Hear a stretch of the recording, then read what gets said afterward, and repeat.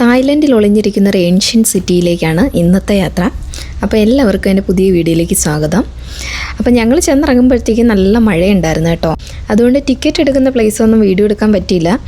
ഇവിടെ നമുക്ക് 800 ബാത്താണ് ടൂറിസ്റ്റിന്. നമ്മളിവിടെ വർക്ക് ചെയ്യുന്നവരായതുകൊണ്ട് നമുക്കതിൻ്റെ നേരെ പകുതിയാണ്. ഒരാൾക്ക് 400 ബാത്ത് വീതമാണ് കയറുന്നത്. ഒരു ദിവസത്തേക്ക് മൊത്തം കാണാനുള്ള കാഴ്ചയുണ്ട് കേട്ടോ. നമ്മൾ കണ്ട് തീരത്തില്ല. അപ്പോൾ അതാണ്ട് മഴ കാരണം ഞങ്ങൾ ഒരിടത്ത് കയറി നിൽക്കുകയാണ്. അതിൻ്റെ അകത്ത് തന്നെയാണ് ഈ ഒരു സ്ഥലം. ടിക്കറ്റ് എടുക്കുന്ന സമയം തന്നെ അവർ ബ്രോഷറൊക്കെ തരും. ഏകദേശം ഒരു 110-120 സ്ഥലങ്ങളോളം ഇതിൻ്റെ അകത്ത് കാണാനുണ്ട്.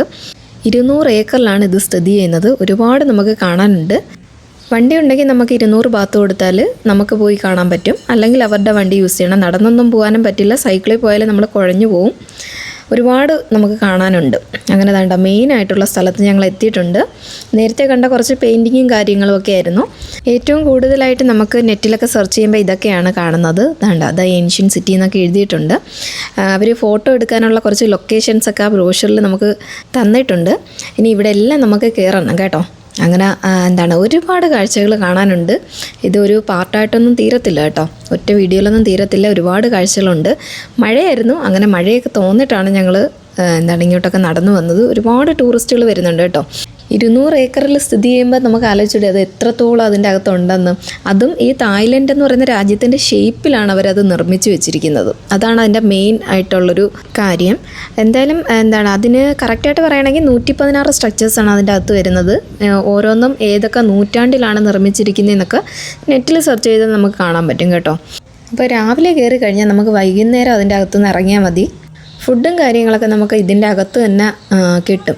ഞങ്ങളങ്ങനെ ഫസ്റ്റ് സ്ട്രക്ചറിലേക്ക് കയറാൻ പോവുകയാണ്. മഴയാണ് കേട്ടോ. മഴ പെയ്തും പൊടിച്ചും ഒക്കെ നിൽക്കുന്നുണ്ട്. ഇവിടെയും കുറച്ച് റിനോവേഷനൊക്കെ നടത്തുന്നുണ്ട് അവർ. ഈ മരങ്ങളൊക്കെ കൊണ്ടുവച്ച് പിടിപ്പിക്കുന്നുണ്ട്. പിന്നെ അല്ലാതെ പെയിൻറ്റൊക്കെ കണ്ടില്ലേ, പെയിൻറ്റൊക്കെ അടിക്കുന്നുണ്ട്. അങ്ങനെ ഞങ്ങളും അതിൻ്റെ അകത്ത് കയറി. നമ്മളെല്ലാം ഈ വാട്ടിലും കാണുന്ന കണക്ക് തന്നെ അവിടെയും സ്ട്രക്ചർ അതേ കണക്കൊക്കെ തന്നെയാണ് അവർ സെറ്റ് ചെയ്തിരിക്കുന്നത്. ഒരു എമറാൾഡ് ബുദ്ധനൊക്കെ ഉണ്ട്. എല്ലാ ടെമ്പിളിലും കാണുന്ന രീതിയിലുള്ള എല്ലാം തന്നെയായിരുന്നു അവിടെയും. അങ്ങനെ ഞങ്ങൾ പുറത്തിറങ്ങി അവിടുന്ന്. അങ്ങനെ പുതിയ സ്ട്രക്ചറിലേക്ക് ഇത് ഞങ്ങൾ വണ്ടി ഒരിടത്തിട്ടിട്ട് നടന്നു പോവുകയായിരുന്നു. അടുത്തടുത്തുള്ളേക്കും നമുക്ക് നടന്ന് കയറി കാണാമെന്നുള്ള ഇതിലായിരുന്നു. അങ്ങനെ അതേ കണ്ടോ, ഭയങ്കര മനോഹരമാണ് കേട്ടോ. വെയിലാണെങ്കിൽ നമ്മൾ ഭയങ്കരമായിട്ട് ഇതായി പോവും. പക്ഷേ ഇതിപ്പം വെയിലും ഇല്ല മഴയും ഇല്ലാത്തൊരവസ്ഥയിലായിരുന്നു. അതുകൊണ്ട് വലിയ ചൂടില്ലാതെ അങ്ങ് പോയി. അങ്ങനെ കണ്ടോ, വലിയൊരു പൂന്തോട്ടമുണ്ട്. ആ പൂന്തോട്ടത്തിൻ്റെ ഫ്രണ്ടിൽ കണ്ടോ ഇവർ കുറേ ആമ്പലിൻ്റെ കൃഷിയൊക്കെ നടത്തുന്നുണ്ട്. നമ്മുടെ വിഘ്നേശ്വരനൊക്കെ നിൽക്കുന്ന കണ്ടോ, നല്ല മനോഹരമായിട്ടുള്ള സ്ഥലമാണ് കേട്ടോ. അത്രയും നല്ല ഭംഗിയായിട്ടാണ് അവർ സൂക്ഷിക്കുന്നത്. അതെല്ലാം പൂവൊക്കെ പിടിച്ച് നിൽക്കുന്നതാണ്, നല്ല ഭംഗിയാണ്. അങ്ങനെ രണ്ടാമത്തെ സ്ട്രക്ചറിൻ്റെ ഫ്രണ്ടിലാണ് നമ്മൾ എത്തിയത്. പക്ഷെ നമ്മളിപ്പം അതിൻ്റെ അകത്ത് കയറിയിട്ടില്ല. ജസ്റ്റ് കണ്ടുപോയതേ ഉള്ളൂ. തിരിച്ചു വരുമ്പോൾ അതിൽ കയറുന്നുണ്ട് കേട്ടോ. എവിടെ നോക്കിയാലും ബുദ്ധൻ്റെ ടെമ്പിളുകളാണുള്ളത്. അപ്പോൾ എനിക്ക് ഗണപതിയൊക്കെ കാണുമ്പോൾ ഒരു ഇന്ത്യൻ കൾച്ചറാണ് നമ്മളെ മനസ്സിൽ വരുന്നത്. അത് കാണുമ്പോൾ ഒരു സന്തോഷമാണ്. അതിൻ്റെ ഇടയ്ക്ക് ഞങ്ങളിതാ വേറൊരാളെ കണ്ടു കേട്ടോ. നമ്മളെ ഈ ഉടുമ്പിൻ്റെ കുഞ്ഞുണ്ടല്ലോ, അതാണ്. അപ്പം ഇത് ഞങ്ങളെ വീട്ടിലിടയ്ക്ക് വരും കേട്ടോ. ഓടയിൽ നിന്ന് ഇങ്ങനെ അകത്ത് കയറി വരും. മുതല കുഞ്ഞിനെ പോലൊക്കെ ഉണ്ടല്ലേ കാണാനൊക്കെ. അങ്ങനെ ഞങ്ങളതൊക്കെ കണ്ട് അവിടെ ഒരു പുൽത്തകിടി ഉണ്ടായിരുന്നു. അങ്ങനെ എൻ്റെ പുറകിൽ കാണുന്ന ആ ഒരു സ്ട്രക്ചറിലേക്കാണ് ഇനി പോകുന്നത്. എല്ലാം വളരെ മനോഹരമായിട്ടാണ് കേട്ടോ അവർ മെയിൻറ്റെയിൻ ചെയ്യുന്നത്. അത് തന്നെ നമുക്ക് ഇത്രയും ആളുകൾ വരുന്ന സ്ഥലമാണെന്നോ അങ്ങനെയൊന്നും നമുക്ക് പറയാൻ പറ്റില്ല. അത്രയും മനോഹരമായിട്ടാണ് കേട്ടോ അവർ കൊണ്ട് നടക്കുന്നത്. അങ്ങനെ ഞങ്ങളിത് ആ സ്ട്രക്ചറിലേക്ക് കയറുകയാണ്. പാമ്പിൻ്റെ സ്ട്രക്ചറിലാണ് അത് ചെയ്തു വെച്ചിരിക്കുന്ന ആ കൈവരിയൊക്കെ. അത് അത്യാവശ്യം നല്ല ഉയരമുണ്ട് കേട്ടോ. പണ്ട് കാലത്ത് ചെയ്തു വെച്ചിരിക്കുന്ന സ്ട്രക്ചേഴ്സാണെല്ലാം. അങ്ങനെ ഞങ്ങളും ഈ സ്ട്രക്ചറിൻ്റെ അകത്തേക്ക് കയറി. നമ്മുടെ എല്ലാ വാട്ടിലും കാണപ്പെടുന്ന അതേ ഒരു സ്ട്രക്ചറും ഡിസൈനും കാര്യങ്ങളും ഒക്കെ തന്നെയാണ് ഇവിടെയും. പ്രത്യേകിച്ച് നമുക്കതിൽ എടുത്തു പറയാനായിട്ട് ഒന്നുമില്ല. പണ്ട് കാലത്തെ നിർമ്മിതികൾ അത്രയേ ഉള്ളൂ. കാണാനൊക്കെ മനോഹരമാണ് കേട്ടോ. അതൊക്കെ കണ്ടിരിക്കുമ്പം നമുക്കൊരു സന്തോഷം, അത്രയേ ഉള്ളൂ. പിന്നീട് അവിടെ നിന്ന് ഇറങ്ങുമ്പോഴത്തേക്കും കാണുന്നത് ഇങ്ങനെ കൊച്ചു സ്ട്രക്ചേഴ്സാണ്. ഒരുപാട് കൊച്ചു സ്ട്രക്ചേഴ്സ് ഉണ്ട് കേട്ടോ. അതൊക്കെ നമുക്കിങ്ങനെ ഈ വെള്ളത്തിന് ചുറ്റുമായിട്ട് കുറച്ചങ്ങ് അപ്പുറം പോകണമായിരുന്നു. അതുകൊണ്ട് ഞങ്ങൾ അങ്ങോട്ട് പോയില്ല.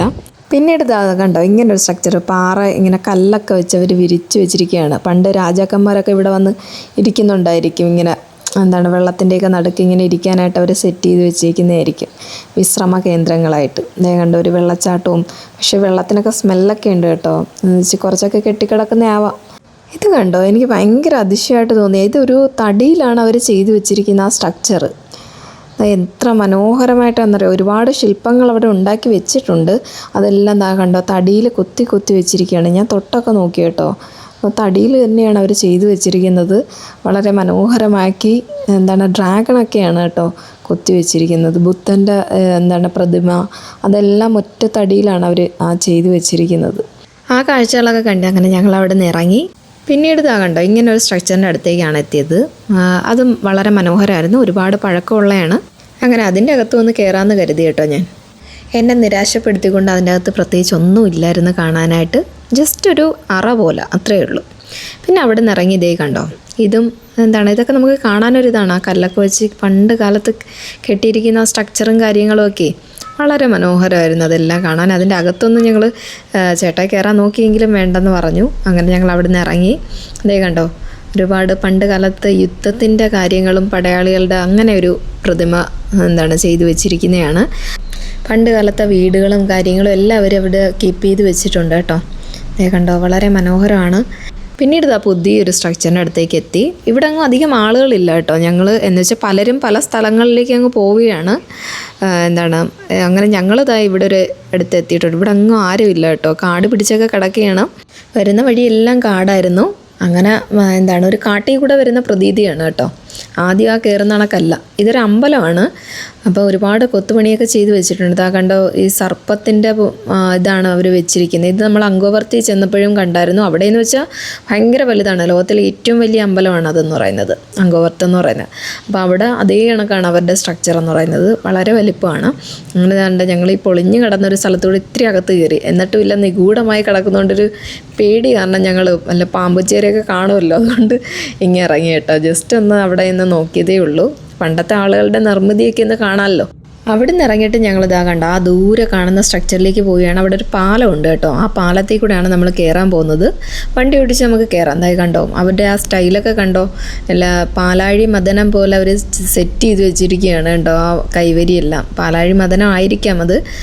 അതുപോലെ സെറ്റ് ചെയ്ത് വെച്ചിരിക്കുകയാണ്. അങ്ങനെ ഞങ്ങൾ അതിൻ്റെ അകത്തൂടെ കയറി. കണ്ടോ, ഒരു ബുദ്ധൻ്റെ പ്രതിമയും കൽപ്രതിമകളൊക്കെയാണ് കേട്ടോ. കൽത്തൂണുകൾ, ഒരു മണ്ഡപം പോലൊക്കെയാണ് എനിക്ക് തോന്നിയത് അത് കണ്ടിട്ട്. കുറേ തൂണുകളൊക്കെ ഇങ്ങനെ കൽത്തൂണുകൾ നിൽക്കുന്നു. എല്ലാം പൊടിഞ്ഞ് അവിടെയൊക്കെ കുറേ ഇളകിയൊക്കെ വീണിട്ടുണ്ട് കേട്ടോ. എത്രയോ നൂറ്റാണ്ടുകൾക്ക് മുമ്പ് അവർ ഉണ്ടാക്കി വെച്ചിരുന്നതായിരിക്കും അതൊക്കെ. അങ്ങനെ അതെല്ലാം ഞങ്ങൾ കണ്ടു കേട്ടോ. പകുതിയിൽ നിന്നാണ് കണ്ടോ പൊളിഞ്ഞു പോയേക്കുകയാണ്. കുറേയൊക്കെ അവർ റെനോവേറ്റ് ചെയ്യുന്നുണ്ട് കുറേ കാര്യങ്ങളൊക്കെ. പിന്നെ വേറൊരു സ്ഥലത്തേക്ക് എത്തി. ഇതും ഒരു അമ്പലം തന്നെയാണ്. അങ്ങനെ അതൊക്കെ കണ്ടിട്ട് ഞങ്ങൾ വേറൊരു സ്ഥലത്തേക്കാണ് എത്തിയത് കേട്ടോ. നമ്മുടെ പൊളിഞ്ഞു കിടക്കുന്ന മറ്റൊരു സ്ഥലമാണ്. ആനയുടെയൊക്കെ തലവയൊക്കെ വെച്ചിരിക്കുന്നുണ്ടോ ആ കെട്ടിടത്തിൻ്റെ താഴെ. അതെല്ലാം തകർന്നു പോയിട്ടുണ്ട്. അങ്ങനെ വേറൊരു ടെമ്പിളിൻ്റെ അകത്തേക്ക് ഈ വാതിലിലൂടെയൊക്കെ എങ്ങനെയായിരിക്കും ആളുകൾ കയറിയിരിക്കുക അല്ലേ. അത്രയും ചെറിയ വാതിലും. ഇത് ഞാൻ ഷോട്ട് ഇട്ടിട്ടുണ്ടായിരുന്നു കേട്ടോ. ഈ കള്ളിമുൾ ചെടി ഞാൻ ഇത്രയും ഉയരത്തിൽ കാണുന്നത് ആദ്യമായിട്ടാണ്. അതിൽ പൂവ് നിൽക്കുന്നതും ആദ്യമായിട്ടാണ് കാണുന്നത്. അങ്ങനെ അതിൻ്റെ കുറച്ചപ്പുറത്തായിട്ട് കണ്ടോ, അവിടെ ഒരു ആമ്പൽക്കുളം. അത് ഇവർ നല്ല മെയിൻറ്റെയിൻ ചെയ്യുന്നുണ്ട്. ഒരുപാട് പണിക്കാരൊക്കെ അവിടെ നിന്ന് നന്നായിട്ട് നോക്കുന്നുണ്ട്. ഇവർ ആ കെട്ടിയിട്ടിരിക്കുന്ന കിണർ പോലത്തെ ആ വെള്ളത്തിൽ അത് ഈ ചെടി നിൽക്കുന്നത് അതിൻ്റെ അകത്തല്ല, സെപ്പറേറ്റ് ചെടിച്ചട്ടിയിൽ അതിനെ വളർത്തിയിട്ട് ഇതിൻ്റെ അകത്തേക്ക് ഇറക്കി വെച്ചിരിക്കുകയാണ് ചെയ്യുന്നത്. അവിടെ നിൽക്കുന്ന എല്ലാം അങ്ങനെയാണ് കേട്ടോ. കണ്ടോ, നമ്മളെ നാട്ടിലെന്ന് വെച്ചാൽ ഞാൻ ഇങ്ങനെയുള്ള കളറിലൊന്നും കണ്ടിട്ടില്ല. ഞാൻ കണ്ടിട്ടുള്ള ആ വെള്ള കളറ്, പിന്നെ ഒരു മറ്റേ നമ്മൾ സാധാ ഒരു പിങ്ക് കളറുണ്ടല്ലോ, അതേ ഞാൻ കണ്ടിട്ടുള്ളൂ. അങ്ങനെ പല കളറിൽ ഇവിടെ വന്നപ്പോൾ ആണ് കാണുന്നത് കേട്ടോ. കുറച്ചും കൂടെ നല്ല കളറിൽ. ഇതൊക്കെ കണ്ടോ, തേനൊക്കെ കുടിക്കുന്നത് എത്ര മനോഹരമായിരുന്നെന്നറിയോ കാഴ്ചകളൊക്കെ കാണാനായിട്ട്. ഈ കളറിലുള്ളതിനെയൊക്കെ ഞാൻ ആദ്യമായിട്ട് കാണുകയാണ്. അതാണ് വീഡിയോയിൽ ഉൾപ്പെടുത്തിയത്. നമ്മുടെ നാട്ടിലുണ്ടെങ്കിൽ ഒന്ന് കമൻറ്റ് ചെയ്യണം കേട്ടോ. കണ്ടോ, ഈ കളറൊക്കെ ഇതൊക്കെ ഞാൻ ആദ്യമായിട്ട് കാണുകയാണ്. അപ്പം എല്ലാവരും കാണട്ടെ എന്നുള്ളൊരു മൈൻഡിലാണ് അത് വീഡിയോ എടുത്തത്. അങ്ങനെ മനോഹരമായിട്ടുള്ളൊരു വീഡിയോ ഇന്ന് ഞാൻ നിർത്തിയാണ്. ഇതിൻ്റെ പാർട്ട് 2 ഇനി വരുന്നുണ്ട് കേട്ടോ. അപ്പോൾ എല്ലാവർക്കും ബൈ.